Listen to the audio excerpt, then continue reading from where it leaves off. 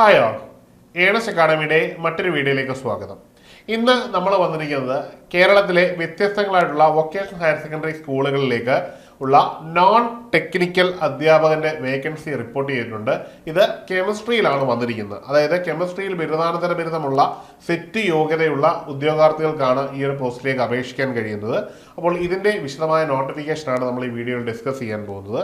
Category number 445/2025 എന്ന നമ്പറിലാണ് ഈ notification വന്നിരിക്കുന്നത്. നിയമനം നടക്കുന്നത് വ്യത്യസ്തങ്ങളായിട്ടുള്ള വൊക്കേഷണൽ ഹയർ സെക്കൻഡറി സ്കൂളുകളിലേക്കാണ്. ഇത് നടക്കുന്നത് Kerala vocational higher secondary education ഡിപ്പാർട്ട്മെന്റിലേക്കാണ്.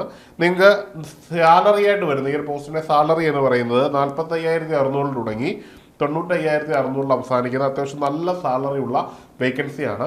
നിലവിൽ ആന്റിസിപ്പേറ്റഡ് വേക്കൻസിയാണ്. ഇപ്പോൾ എല്ലാ പോസ്റ്റുകളിലേക്കും നോട്ടിഫിക്കേഷൻ അത്തരത്തിലാണ് വരുന്നത്. കാരണം എക്സിസ്റ്റ് ചെയ്യുന്ന റാങ്ക് ലിസ്റ്റ് വാലിഡിറ്റി തീരുമ്പോൾ തന്നെ പുതിയ റാങ്ക് ലിസ്റ്റ് വരിക എന്ന രീതിയിലാണ് നിയമനങ്ങൾ നടക്കുന്നത്. അത്തരത്തിലുള്ളൊരു നിയമനം തന്നെയാണ് ഇവിടെയും വരുന്നത്. അതുകൊണ്ട് തന്നെ നിങ്ങൾ ഇതിൽ വേക്കൻസിയെ പറ്റി ഓർത്ത് ചിന്തിക്കാതെ അപേക്ഷിക്കുക എന്നതാണ് ഏറ്റവും പ്രധാനപ്പെട്ട കാര്യം.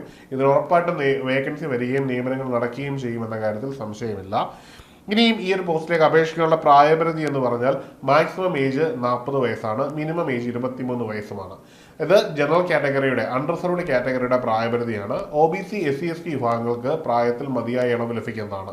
OBC വിഭാഗത്തിന് 3ഉം SC ST വിഭാഗത്തിന് 5ഉം വീതമാണ് പ്രായത്തിൽ ഇളവ് ലഭിക്കുന്നത്.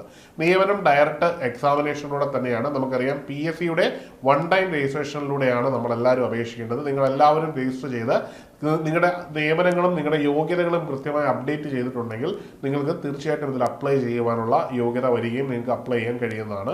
ഇനി നിങ്ങൾ ഈ യോഗ്യതകൾ ഏതെങ്കിലും അപ്ഡേറ്റ് ചെയ്യാൻ വിട്ടുപോയിട്ടുണ്ടെങ്കിൽ അത് കൃത്യമായി അപ്ഡേറ്റ് ചെയ്താൽ നിങ്ങൾക്ക് ഈ ഒരു പോസ്റ്റിലേക്ക് അപേക്ഷിക്കാവുന്നതാണ്. ഇനി ഇതിൻ്റെ യോഗ്യതകൾ ഓരോന്നായിട്ട് നമുക്ക് അളക്കാം. ആദ്യമായിട്ട് ഇതിന് അടിസ്ഥാനപരമായിട്ട് നിങ്ങൾക്ക് പോസ്റ്റ് ഗ്രാജുവേഷൻ ഉണ്ടായിരിക്കണം. ആ പോസ്റ്റ് ഗ്രാജുവേഷൻ 50%, കെമിസ്ട്രിയിൽ 50%-ൽ കുറയാത്ത മാർക്കോടുകൂടി നിങ്ങൾ നേടിയതായിരിക്കണം എന്നത് കൃത്യമായിട്ട് വ്യവസ്ഥ ചെയ്യുന്നുണ്ട്. ഇനിയും ഇത് കൂടാതെ നിങ്ങൾക്ക് BEd ഡിഗ്രി ഉണ്ടായിരിക്കണം. മൂന്നാമതായിട്ട് നിങ്ങൾക്ക് തീർച്ചയായിട്ടും സെറ്റ് ക്വാളിഫൈ ചെയ്തിരിക്കണം എന്നതും അടിസ്ഥാനപരമായിട്ടുള്ളൊരു യോഗ്യതയാണ്.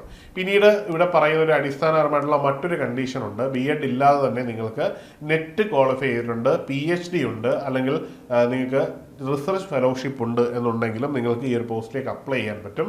പക്ഷേ നിങ്ങൾ ജോലിയിൽ കയറിയ 5 വർഷത്തിനുള്ളിൽ നിങ്ങളുടെ സ്വന്തം ചെലവിൽ നിങ്ങൾ BEd പാസ്സായിരിക്കണം എന്നൊരു വ്യവസ്ഥ കൂടി ഇതിനകത്തുണ്ട് എന്നത് ഒരു പ്രധാനപ്പെട്ട ഒരു കാര്യം കൂടിയാണ്. അപ്പോൾ ഇത്തരത്തിൽ ഏതെങ്കിലുമൊക്കെ യോഗ്യതയുള്ള ഉദ്യോഗാർത്ഥികൾക്ക് ഈ ഒരു പോസ്റ്റിലേക്ക് അപേക്ഷിക്കാവുന്നതാണ്.